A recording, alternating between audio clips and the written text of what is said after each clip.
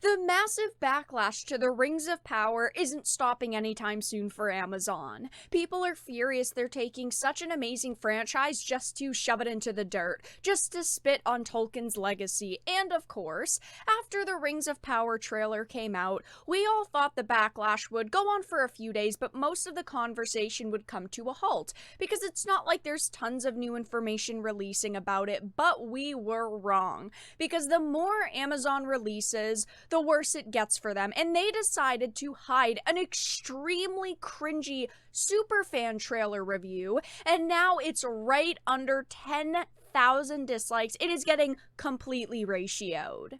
I have a few things to show off, but before we get into the topic at hand, if you enjoy the content that I create, please make sure to subscribe to the channel and hit the notification bell. Follow me on social media like Twitter or mine so that you can see when my content is posted. And of course, if you do really enjoy the videos and the live streams that I create, please consider becoming a Dark Titan via Patreon for just $1 a month, or supporting the channel via YouTube memberships. All of the links are in the description, and of course, I do really appreciate all of the support. So this initial video went up on February 16th, and it wasn't gaining a lot of traction. It didn't have a lot of likes or views. And then people started talking about the fact that this video existed, and they decided to very quickly on unlist it. They figured that it was going to face some backlash. They probably saw a couple of hundred dislikes compared to likes, and then as soon as they unlisted it, people started talking about it and people started roasting it. Right now, it is sitting at 48,000 views. It's got only 133 likes to almost 10,000 dislikes. And the initial trailer that they put up for the Rings of Power back on February 13th is also being ratioed 101,000 likes to 125,000 dislikes. There's nothing that Amazon's put up for the show so far that's gotten positive reviews, that is, absolutely loved, that people are super happy with. Everyone is really underwhelmed and very unimpressed with all of the material they've released for the Rings of Power so far. But this is called the Lord of the Rings Superfans Review, the Rings of Power official teaser trailer. And I had heard about this, and I figured, okay, I'm gonna try to watch this. It's only 12 minutes long. How bad can it be? But it is so extremely bad. Basically, they took a bunch of social media influencers, people that are on sites like TikTok, and they basically made them sit down together and pretend to like Lord of the Rings, to pretend to be excited for the Rings of Power, because these people, in my opinion, do not come off at all as super fans of the Lord of the Rings. That's why it's getting ratioed, hilariously enough.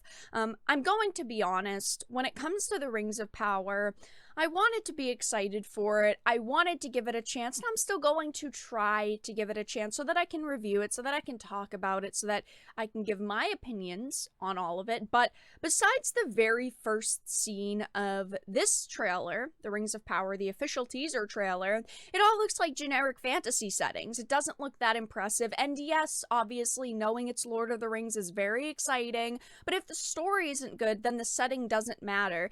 And all these people do in this super fan roundtable is basically just say, oh my gosh, I can't believe it. There's diversity, there's inclusivity, they're changing some of the story around, they're adding all of these new original characters. These are not things that Tolkien super fans would be praising. I'm all for diversity, I'm all for inclusivity, but in this case, in this Rings of Power show, it doesn't fit because it wasn't in Tolkien's original work. It's not in the source material, and they even had to create new characters to be able to push diversity into this franchise. I usually don't like using the word cringe. I think that the word cringe itself is cringe. I feel like it's far too overused. But in the first couple of seconds of listening to this super fan review of the teaser, you can tell just how cringe the rest of the video is going to be. Every time I was like, okay, take a breath, something new would happen, and it was It's Middle-earth, there's never peace, right? The editing. Like, Sauron is hot, I feel like people will be like, I can fix him. Middle-earth had like a club. Yo, this tune is banging! awestruck. That is the general vibe of this whole entire Superfan review, is them just joking around, but a lot of it, a massive portion of it, is them praising all of the changes that Amazon is making to this franchise. Now, clearly we can see why they chose these people to sit down, because they have social media followings, especially in the, let's just say, pop culture scene. A few of these people are TikTokers. One of them has almost 3 million followers on TikTok, and they talk about Harry Potter a lot. So clearly they have gone to people they feel have an influence with maybe a younger scene of people that would potentially be interested in the Rings of Power, but their social media following has got them nowhere, again, because it's got only 133 likes to 10,000 dislikes. Clearly their audience is not showing up to watch this Superfan review, to talk about the Rings of Power, and maybe once the show comes out they'll be able to promote it more and their audience will be more interested in it. But right now the people have clearly spoken. I also want to say representative, because we're getting like more diversity within this series. This is the problem, is that these people are being called super fans. They're supposed to absolutely love Tolkien's work, they're supposed to love Lord of the Rings, and it is okay to want diversity and inclusion and entertainment in general. But with Tolkien's work, it just doesn't make sense a lot of the time. They are taking races that previously had no diversity, we'll say, because it was written that way, because that's the way that he envisioned his stories and these characters and these worlds, and Amazon is just shoving as much diversity and inclusivity into this series as possible, completely ignoring the fact that, hey, they're taking one of the most popular series of all time and they're chucking any of the material that they can out the window to make way for something new and something for modern audiences. Putting out a video and calling these people super fans is such a slap in the face to people who actually know the lore, actually care about his creations, and have read his books time and time and time again.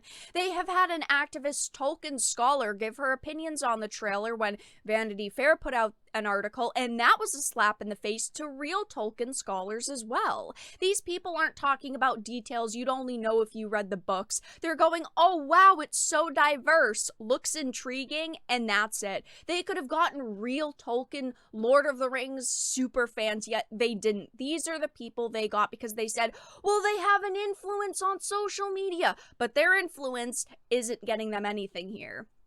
And I wanted to read just a couple of the comments because, of course, like on the teaser that came out on February 13th, the comments are filled with people who are laughing in their faces. Someone said, so basically, to gaslight fans, you all host a panel of influencers calling them super fans despite them having no involvement in the Tolkien community. You could have chosen scholars, Tolkien Society members, actual fan club sites. But no, you all saw how bad the backlash was, and now you're pretending like people actually like this to save face. Honestly, it is pretty pathetic.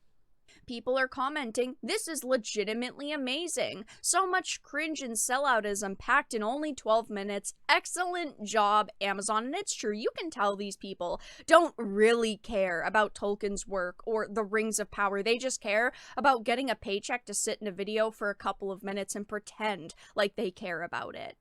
While judging from this interview, it seems pretty clear who Amazon sees as their target audience, and the most disappointing thing is that it's not even people who care about these stories and care about the source material. They're trying to just target an audience that probably isn't going to watch this, an audience that probably isn't going to care. They spent $1 billion on this series, and I don't think that they're going to make that money back if they keep only focusing on this specific audience that doesn't actually care about watching this content.